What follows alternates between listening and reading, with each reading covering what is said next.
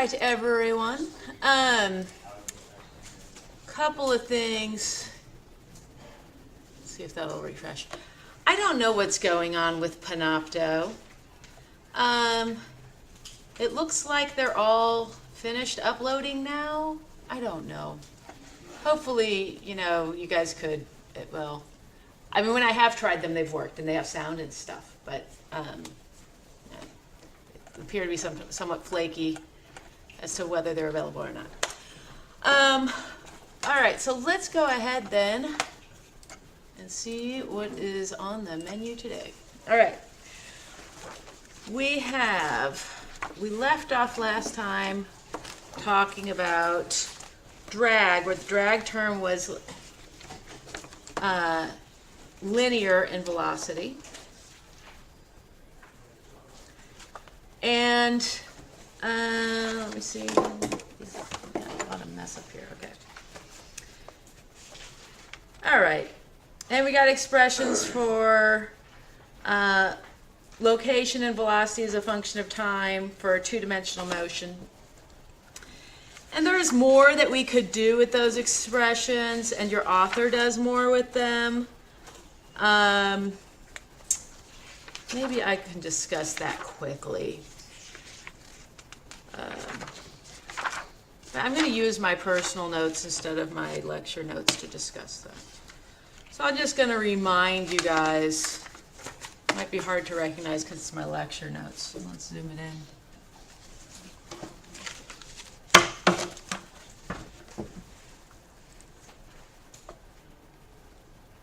All right. So from last time, I just wanted to remind you guys that we had a two-dimensional problem with a drag term that was linear in velocity, so that the drag force was equal to minus b times the velocity. And so as a result, we had Newton's second, which we wrote in both directions and got an expression like this. And we can solve the one direction because they are separable. So we can solve, you'll see what we wind up here is an expression where all of our unknowns are x as a function of time, basically. So you have one equation, one unknown. Although this is really for v as a function of time, and then we can integrate to get x. And we went ahead and solved it and got an expression for x as a function of time, v as a function of time in the x direction, and then integrated that to get x as a function of time in the x direction, obviously.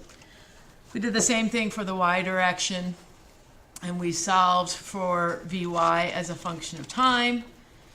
We met our boundary conditions, and we get this final expression here. All right? Okay. So that was fine. But your book does some other nice things with that. And so I just wanted to, I don't want to work them out live for you because it would take a whole extra lecture, and it really doesn't warrant a whole lecture. I'm just going to wave my hands and show you that if you can't follow, I would recommend that you go through Taylor's book. I'm sorry, I've got it. Somebody's been sitting in my chair. So if you go through the textbook, I would like for you to at least make sure that you can follow along. And, there are some things that are done in this trajectory and range section of the chapter that, it's not terrible math, but it can be tricky, and it's always easy to make a ticky-tack mistake. So if you ever wanted to see how that goes, I'm just going to sort of flash this up here and talk it through for a minute. And you can always come back to this Panopto video if you want to, if you're working it through or like, oh, where's that line or whatever, because I've worked it through line by line. So we started with our expressions from last time for location and velocity as a function, for location, x component of location and y component of location as a function of time. And then what we do is we solve the first equation, which I call star for time, to get time all alone on one side of the equal sign. And then I substitute into double star with that expression for time. And a couple of things to note is that I get this expression here for x that, I guess I'll explain that later. All right. So I made that substitution for time where it appears here.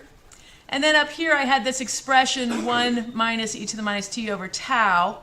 And I noticed from my x expression that's equal to x over v naught x tau. So I went ahead and made that substitution there, just so that instead of my variables being time, I now have variables of x on both terms. And so a couple of things that you can do. If you want to think about the limit where there's no air resistance, you're taking the limit where b goes to 0. That implies the time constant tau going to infinity and the terminal velocity going to infinity. And that means that you can take some limits of functions. So I just want to remind you, when you do that, a lot of times the good thing to do is to do a Taylor expansion. And so we have in this case, since tau is becoming very big, e to the minus t over tau. Granted, I didn't keep that term, but you could have, and you could have used this expansion and it would have been fine. I just have a Taylor expansion, so it's e minus t over tau to the 1 factorial plus 1 over 2 factorial t over tau squared, plus and so on, because that's how that Taylor expansion looks.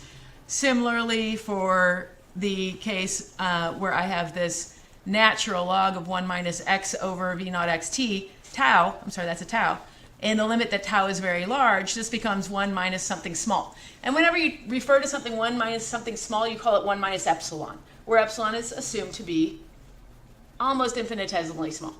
All right? So 1 minus epsilon, if I consider the natural log of a 1 minus epsilon term, argument, then I get, just doing my expansion for natural log, I get 0 minus epsilon squared over 2 factorial, and so on. And I had to take this up to the cubic term, and you'll see why later on. All right, so if I go ahead now and make these substitutions, which I didn't need to use that one, but I could have. I went ahead and used my x over v naught x tau here. But I did make the substitution with the Taylor expansion for the natural log here. And now I'm down to algebra to get this expression for y as a function of time in that limit, that it gets back to what we thought it should be. So that's all just an aside to check this answer to see whether it's reasonable or not. Okay. Another thing then that we can do once we have this expression for y as a function of x, which is here, except I just have an arrow to plugging in x over v naught x tau there. Anyway, is I can find range. Range is the value of x when y equals 0. So clearly if I plug in 0 for y, x will become r. And I can sort of solve for r, except that I can't solve for r because I've got r here linearly and I have r here natural log. And this is a transcendental equation. Can't be solved. It's kind of like the equation I've written here, x equals cosine x. The thing to do is to plot it and look for the point where they cross, and then that's the value where they're equal. All right, that's what you do to find the solution to that type of thing. All right, so what else was I going to tell you about that?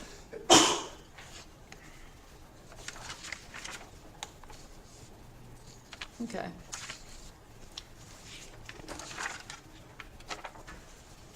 All right, so when I have that expression, I can't solve it.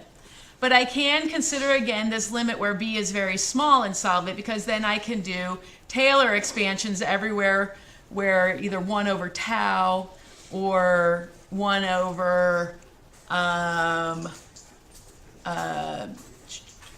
v term appears, because those are becoming infinitesimally small in this limit. And in this case, I had to keep that cubic because these first linear terms are canceling on both sides. And the second squared term, that's fine. I'll be able to sort of solve for that, but I want this extra term here. Because when I divide through by r, that's just the only term that's sort of not a constant. All right. Anyway, basically my point is you want at least 2 terms that involve r so that you have something non-trivial. All right, so then I did just some algebra to get this line here. I noticed wherever I see v term over tau, that's equal to g, because v term is mg over b, and tau is m over b. Okay. Again, I continued on with the algebra if you're interested. This is really just for you if you want to work through it and you get stuck and you want to look at somebody else's work. And I got this expression for the range. It's equal to 2 v naught y v naught x over g minus 2/3 times the range squared was back in this over v naught x tau. And you might say, well, that's kind of silly. Well, okay, this is the expression for range in the case that B was actually equal to 0. This is the expression for range that we would get from 240 to 250, where the only force acting is gravity. This would be the expression we would get for range. Now, if I'm saying B is very, very small, then range is approximately equal to that. So I can plug in that same expression for range, the 2v0 y v0 x over g, as an approximate value for range in this term as well. And when I do that, I can do a little bit more algebra to notice that when I get an expression for range is that it's the range in vacuum times this term, which is 1 minus 2/3 times 2 v0 x v0 y over 2 v0 x tau, which can be simplified to the range in vacuum times the quantity 1 minus 4/3 v0 y over v term. And that's fine. That's the expression we get for our final value of range in the case where B is very small. So we just have the one correction term to what it was in vacuum, and here's the correction term. And notice that the correction term has to do with speed over terminal velocity magnitude. Wherever that stays small, then we can basically notice that this range is approximately equal to the range in vacuum, and this can sort of be neglected. So if the speed always stays much less than the terminal speed, then you're fine to neglect air resistance. And if that's not the case, then you need to include it. If it's still small, you can do it this way in terms of Taylor expansions. If it is not still small, then you have to come back here and solve the transcendental equation by plotting or something like that. All right? You guys follow what I'm saying there? All right. It was fast. You can go back and play it in slow-mo if you want. All right. So let's move on to the topic of the day. Quadratic air resistance.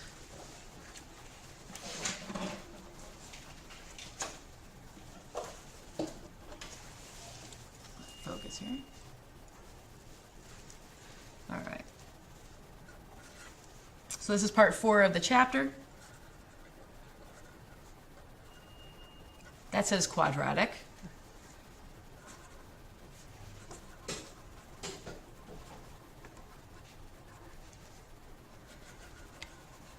All right, so quadratic air resistance. All right, so in this case, the most general situation would be this. And again, I'm going to consider my system as some sort of object. I'm going to go ahead and imagine that its velocity is moving like so that I can have the velocity vector pointing into the first quadrant. It makes it easier for me to solve, and it applies without lack of generality to all values of velocity. In that case, free body diagram has weight down, so I'll just draw mg down, and it has some drag term now, and still we would represent drag by lowercase f, and we would notice that the magnitude of that f now is going to be some c times v squared instead of b times v. All right, so now that I've drawn my free body diagram for my system, I'm ready to apply Newton's second law.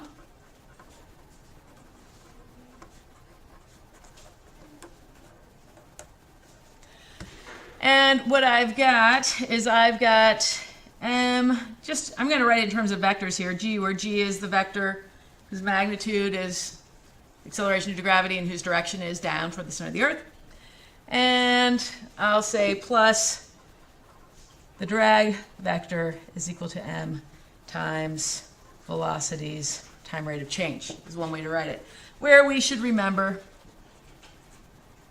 in this case, the drag vector f is going to have a magnitude of cv squared and be in the minus v hat direction. So I can write it like that.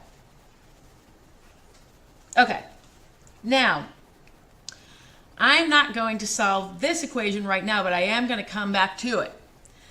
The reason I'm not going to solve this equation right now is that if I break this into x and y components, as I'll do in a while, what we will get is we won't get like before, where the when I have my Newton's second law, where I've applied it just with x components of forces is equal to x component of acceleration. I will actually have in that expression this magnitude of velocity, which is vx squared plus vy squared. So I won't get these two separable equations where I've got one equation that depends only on things that relate to the x direction, and another equation that relates to just things related to the y direction, and I sort of just have this one unknown of maybe a vx, or x as a function of time, however you want to think about it, for the one equation, and just vy or y, however you want to think about it, for the other equation, and I can solve them because they're each really one equation, one unknown, right? Now it's not one equation, one unknown. Because if I write this for the x direction, sure enough, this will be vx dot, but this expression for force here is going to have vy in it, in addition to vx. So I don't have one equation, one unknown. On the left hand, if I do that for the x direction, I've got one equation, two unknowns. The same thing's going to happen if I do it in the y direction. I can have vy dot here, but this drag force is going to have an x component of velocity in it. Again, one equation, two unknowns over here. And it's not like in algebra where you can just turn that into, you know, some sort of, I mean, sometimes you can turn that into a soluble equation, but this time you can't, right? So that's not going to be an analytically soluble equation. That's going to be something that will be numerically soluble, and I will teach you how to do that. And I don't want to just teach you how to do it with MathCAD. I want to teach you how to write the code, and we're going to do that too, because it's not that hard. All right, so what we would say is that in general, meaning for more than one-dimensional motion, the quadratic case of solving the motion for the case with quadratic air resistance is what we call mathematically nonlinear. Not meaning like it's nonlinear because it has quadratic in it. It just means that it's not separable, it's not soluble. In most cases, you know, chaos theory can become an issue if it's not very well behaved. It can't be solved analytically, can be solved numerically, except that it is so dependent on initial conditions that you wind up with this butterfly effect, where you're like, it depends so much on those initial conditions that if you're off by, you know, potentially a figure that's many, many significant figures out in your initial, say, value for x component velocity, that will have non-trivial impact on the solutions. So yeah, it is sort of soluble numerically, but you should understand that that is sort of just kind of one case, and if you reran it with even a slight difference of initial value, you would get different outcomes. And so that's where the chaos theory can come in. All right. And that butterfly effect that was figured out by Lawrence, not with a T, not Lawrence Force guy, Lawrence, who is an American and a meteorologist. And he made up a mathematical model that used the method that I'll show you how to solve this, writing a similar code. And he came up with like this little planet, and he sort of had all of its, you know, parts of its atmosphere initially moving some way, and then he let it run, and he watched the weather develop on this planet, on his little planet. He kept running it for his friends and showing, I made this imaginary planet and watch its weather, except then when he accidentally changed his initial condition by like just the smallest decimal way out, the weather was completely different. So that's how he knew that, oh, it is a solution, but I shouldn't take it as the solution because it's so highly dependent on initial conditions that it's not a very stable solution. All right. All right, but we can solve it for the one-dimensional cases first, and then we'll come back to this case last. So let's begin with the one-dimensional case where we have horizontal motion.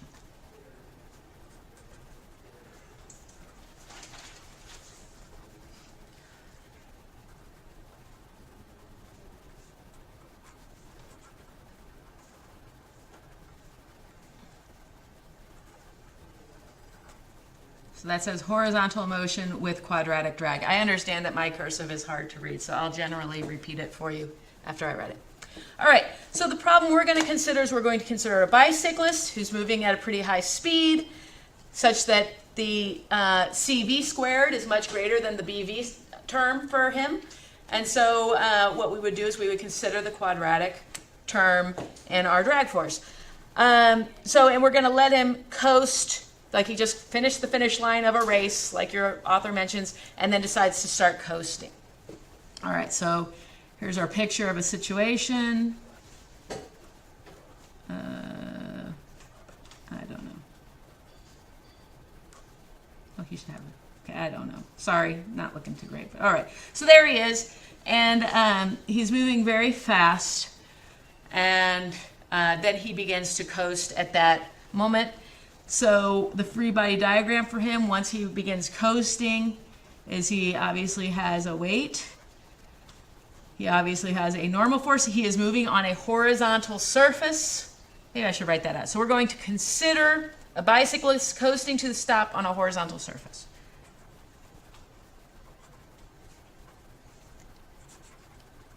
So that's going to say a fast bicyclist.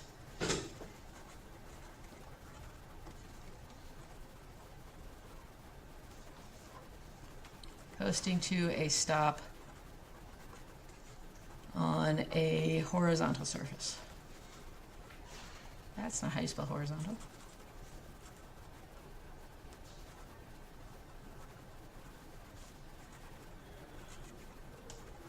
All right. All right, so in this case, this free body diagram, we've got his weight, we've got the normal force directed straight up because the surface that he's on is horizontal, and then we just have the drag force here. All right, so let's write Newton's second law.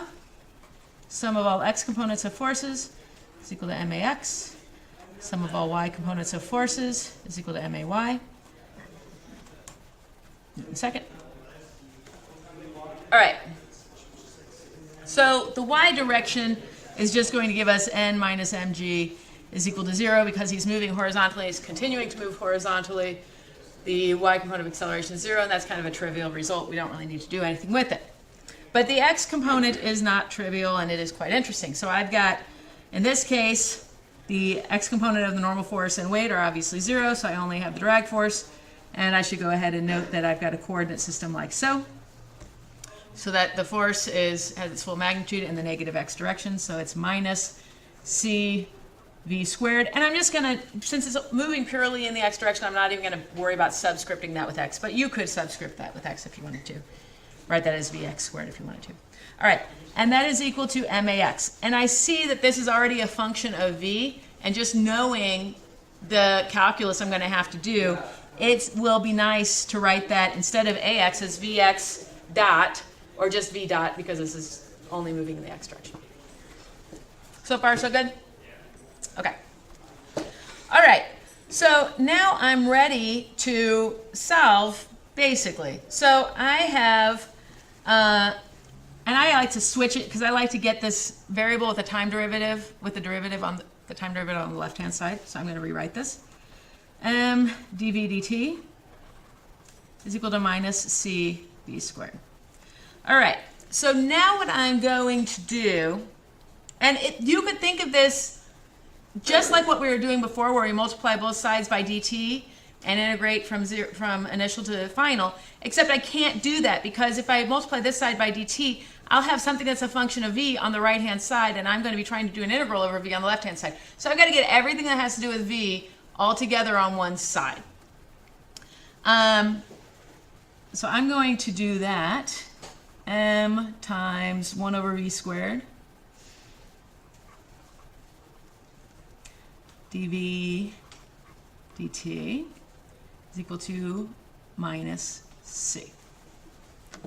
All right. So now I can, if I want, integrate, multiply both sides by dt.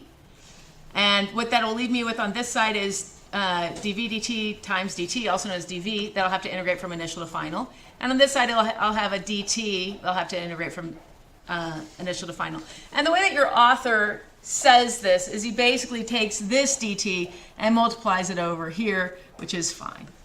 It's fine to do it that way. But either way, I'm just multiplying both by dt. And then I'm going, so now they're still equal, because I've done the same thing to both sides. And now I'm going to, because these two functions are equal, there is no problem with integrating from initial to final value on both sides. That will also be equal. All right, so now what do I have? I've got the integral, so m times the integral from initial to final value, v to the minus 2 dv, is equal to minus c times the integral from initial to final value, dt. All right, so v to the minus 2 dv, if I integrate that, I get v to the minus 1 over negative 1. You guys agree with that? Okay. And again, if you're rusty on that stuff, all you have to do is go to the appendix of your calc-based intro book that talks about calculus and run a copy of that page, and you'll have everything that I expect you to know walking in this door on that one page. I wanted to run a copy of that for you today, except our Xerox machine was down, so now I just have to go out and do that. When the Xerox machine starts working again, I can do it for you. All right, so what I get is m v to the minus 1 over minus 1. Now I have to integrate from initial to final values, so that's from v initial to v final. And let's let v initial correspond to when t was 0, so we call that v naught. And v final will correspond to when t is equal to t, so that's v as a function of time. All right, and so that will give me minus c. Again, the integral of dt is just t, which I have to evaluate from initial to final, so that gives me t minus t naught, which again, I use the subscript 0 to correspond with the time of 0, so I'm letting t initial be 0 here. All right. Now, what I would like for you guys to do, because I think we're at the point where you can do it, is solve this equation for v as a function of time. Do your evaluations, do your algebra, get the expression.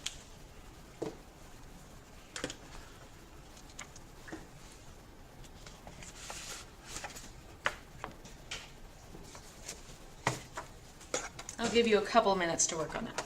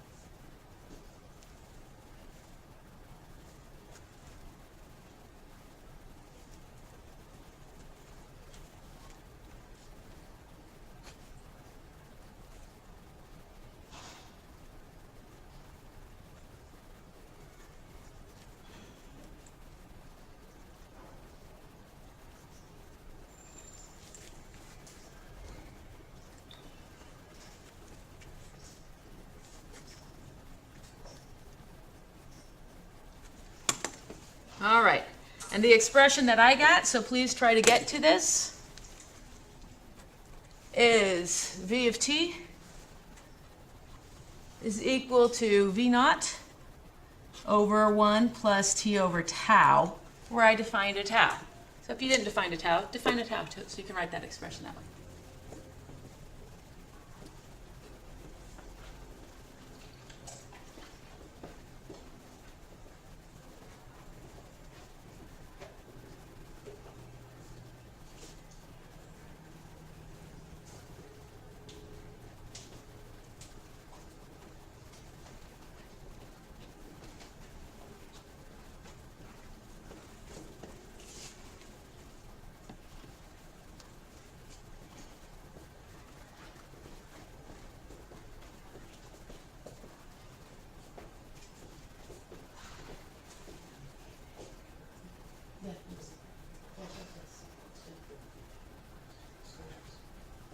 I know that's common denominators and signs, and yeah, all sorts of stuff. Can't go wrong here.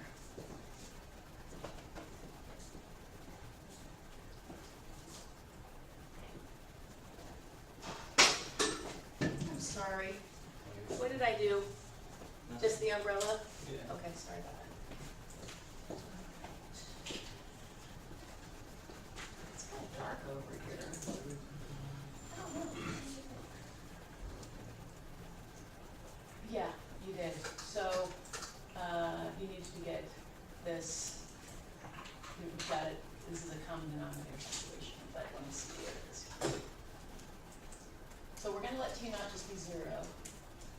And so then, yeah, just multiply this guy by m over n, that one given, yeah, right.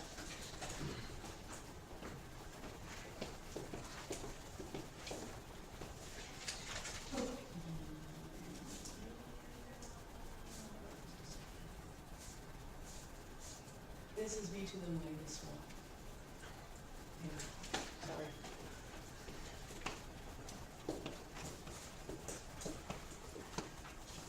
Just because I wanted to use the power rule, I wrote it that way. All right, everybody is on track, so I'm going to go ahead and work it out as quickly as I possibly can. So hopefully your work will look something like this. I've got minus m times 1 over v, which is v as a function of time, minus 1 over v naught is equal to minus c times t. I'm going to divide both sides by negative m. And I've got 1 over v minus 1 over v naught is equal to c over mt. And I want to get v all alone on one side of an equal sign, so 1 over v is equal to 1 over v naught plus c over mt. I want to be able to take a 1 over on both sides of the equal sign. So I'm going to have to get a common denominator. So 1 over v is equal to m over mv naught plus ct over m. I need to multiply by v naught over v naught to get that right. And v as a function of time is equal to mv naught over m plus ct v naught, which is fine and good. I'm going to divide numerator and denominator by m. That gives me v naught over 1 plus c v naught over m times t. And the reason I wrote it that way is because this denominator obviously must be a pure number, because 1 is one of the terms that's being added, so this must be a pure number as well, which tells you that this thing multiplying time must have units of 1 over time.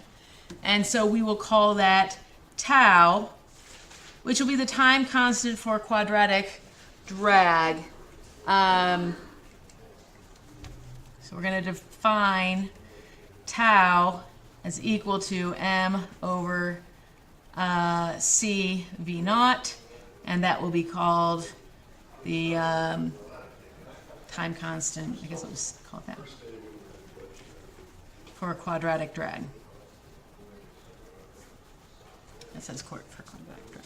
Okay, so then I can write my expression now as v naught over 1 plus t over tau.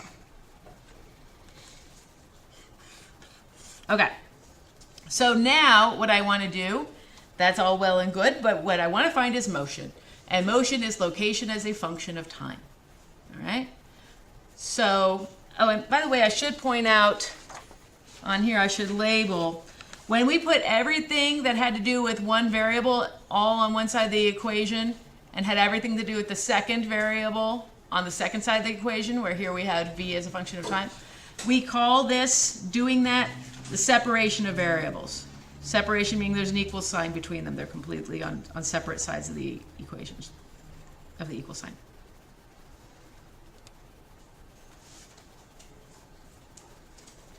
So just make a note of that, because your author mentions you're using separation of variables in homework problems, and I want you to be aware of what he's talking about. All right.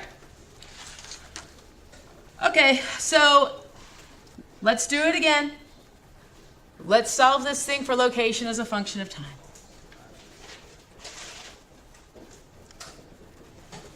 Give you a minute to chew on it.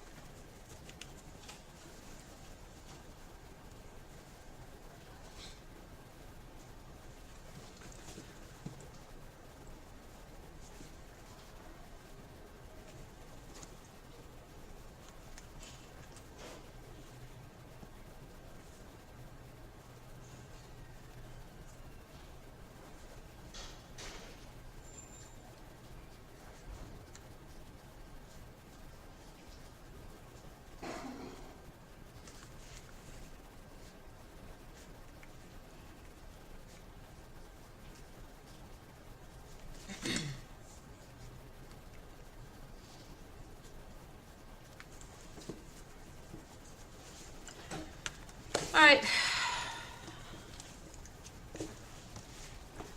So what I need to do with this expression is I have v as a function of time, which I should remember is dx dt, where x is a function of time. And I'm going to take both sides and multiply by dt.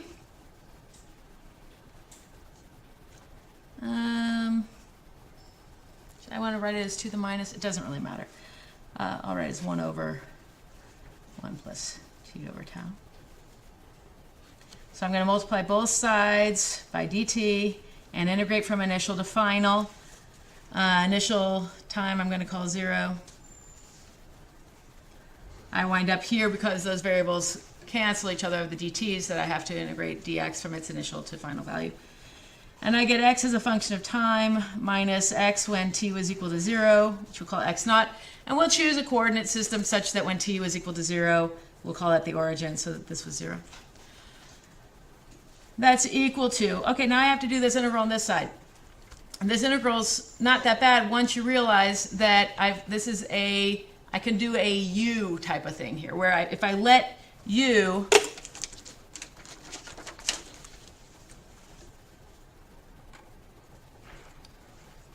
u equal t over tau plus 1, then du is just t over tau.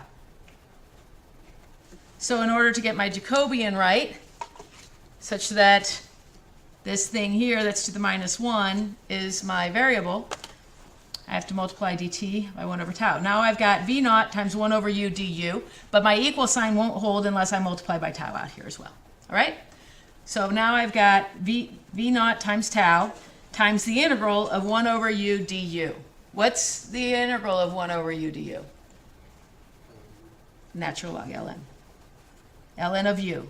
So where u is 1 plus t over tau. And I have to evaluate that from time was 0 to time was t.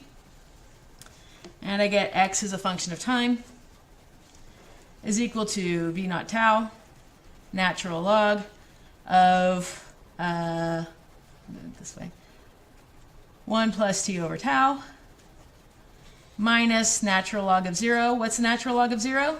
I'm sorry, natural log of 1. Because plug in, yes, thank you. I messed that up. Because that's a 1 plus t over tau. So when t is 0, natural log of 1, which is 0. All right, so now I've got my expression for location as a function of time. Oh, I'm coming up on last time's notes here.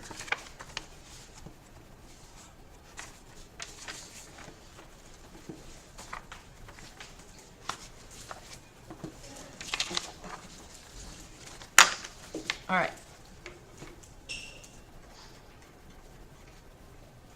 It's equal to v naught tau, natural log, 1 plus t over tau. All right. And we have solved for the motion. We're done. So in one dimension, it is soluble. A couple of interesting things about this motion.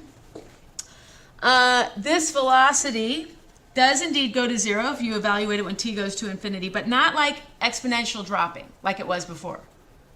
All right, it's less fast than the exponential drop. If the exponential drop looks like this drop, which is is more like that. It's just a little bit of a slower drop. And as a result, location as t goes to infinity is still infinity. So what happens here is that if you only have this quadratic drag, then he'll never stop. But what's going to happen to him is he's going to be going fast, where the quadratic term is greater than the linear term, and then he's going to slow and slow down until the quadratic term gets so small that the linear term takes over. Because remember, the quadratic term goes like v squared. So when v goes to 0, v squared gets very, very small, very, very fast, but v doesn't get small as fast.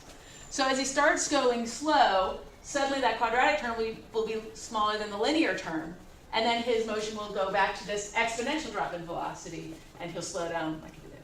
Right? So we'll have to think about that domain where he changes from moving like this to moving like he does linear, because as he gets slower, that VV term will become larger and larger compared to the CV squared term.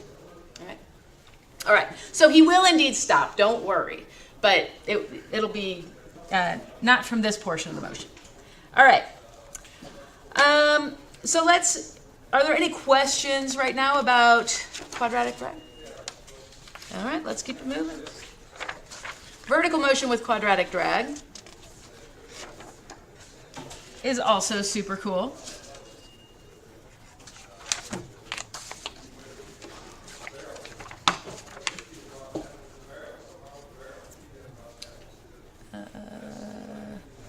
How did I label that?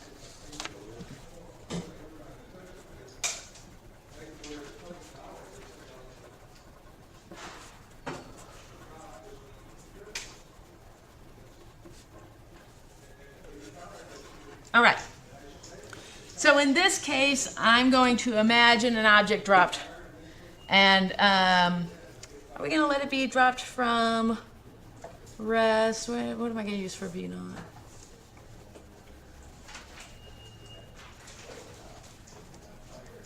Yeah, I think I'm going to let it be dropped from rest. Okay. So, but for whenever it is moving, clearly its velocity will be downwards. And that means that its free body diagram will look like this. I'll have mg down and cv squared up. And I'm going to, for this problem, because the velocity is always down, it is nice to go ahead and choose the y direction as the downward direction. You don't have to, but that's what we're going to use because it makes the signs a little bit easier to work with. All right, so Newton's second law in the x direction is trivial. In the y direction, I get sigma Fy equals MAY. And then I apply it to this specific situation and coordinate system, and I get mg minus cv squared is equal to m, and I'm going to go with v dot for instead of a so that I can get something soluble. All right, and what do I get then? I'm going to get v dot all alone on one side of the equal sign and work it from there. So g minus c over mv squared. Okay. And again, I'm going to want to do a separation of variables. So I'm going to need to get everything that depends on v on one side of the equals sign. So in order to do that, I'm going to factor out something. So in this case, I'm factoring out the g. And I get 1 minus c over mg v squared. All right. And this is an interesting thing, this c over mg. And because let's consider, let's just put a pin in it right there, and let's consider as an aside the terminal velocity.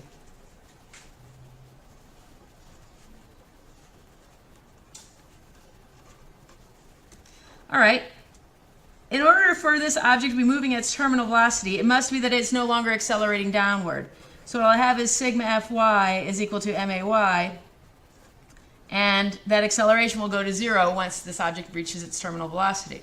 So what I'll get is mg minus cv squared, at that point I'll definitely have terminal velocity, will be equal to 0. And if I solve that for terminal velocity, I get that terminal velocity is equal to mg over c quantity square rooted.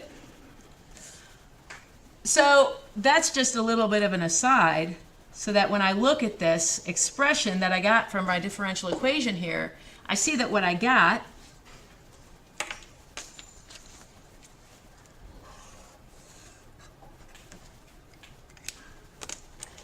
is that v dot is equal to g times the quantity 1 minus v squared over v term squared. I'm just going to not write out term because I don't feel like it. I'm just going to use capital T. All right. So in order to get everything and do our separation of variables, get everything related to v on one side, I'll have dv dt over here.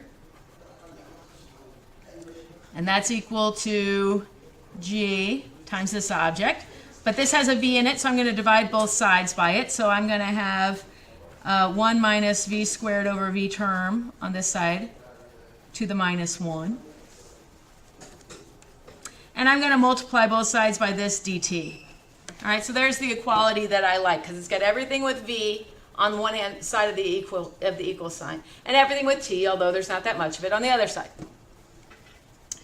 Now I can integrate both sides from initial value to final value, and the equality will still hold because the two functions are equal.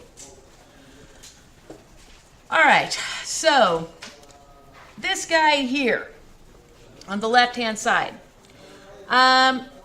Again, it's kind of a situation where I want to do a, so I've got a 1 minus u squared. So I am going to have this dv, oh, I'm sorry, this should be squared down there as well. I'm going to make this dv be over v term as well, and multiply by v term out front. So then this guy can be thought of as 1 minus u squared, quantity to the minus 1, du. Are you guys okay with that step now? Let's notice that this is 1 minus u squared to the minus 1 du.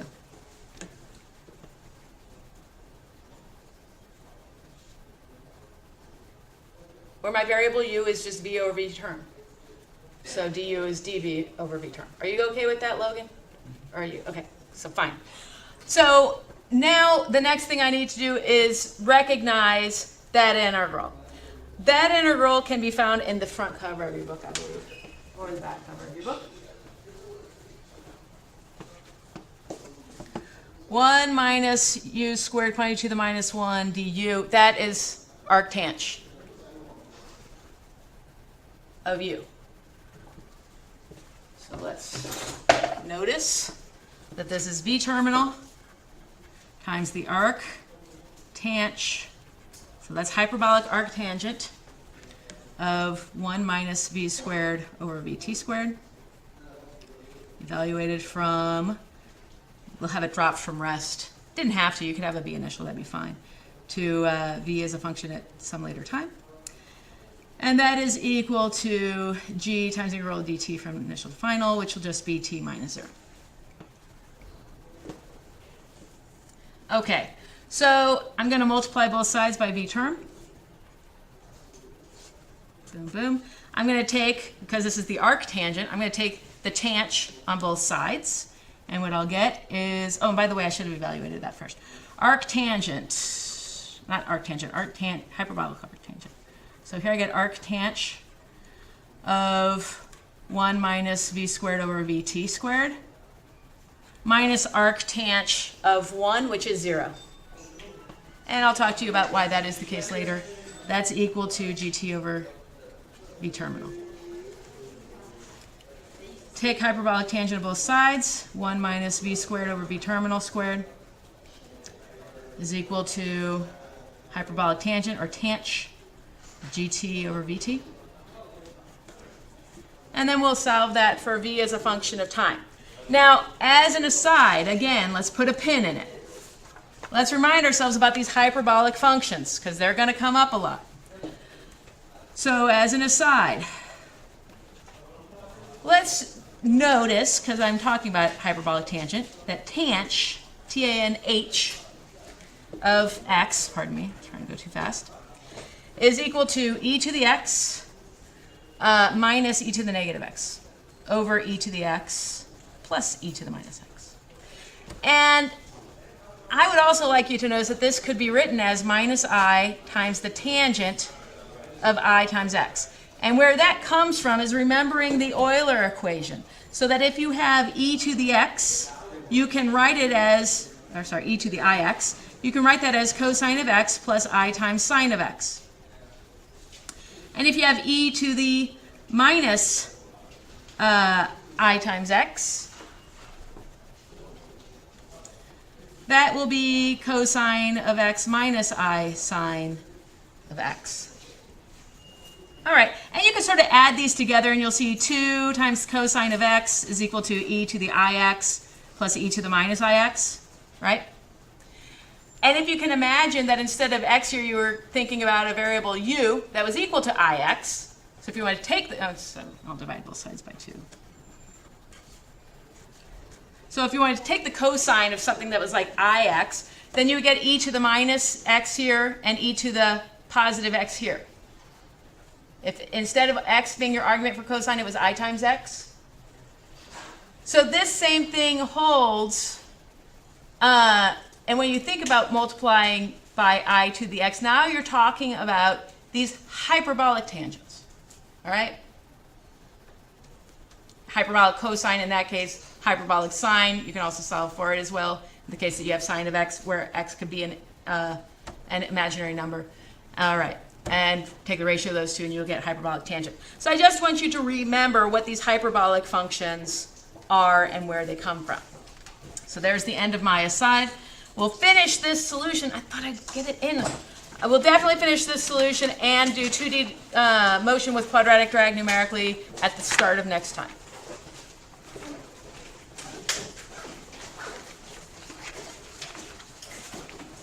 Oh, and we'll also move into the particle in a field. So please definitely finish the chapter for next time if you haven't already, because we'll be finishing it.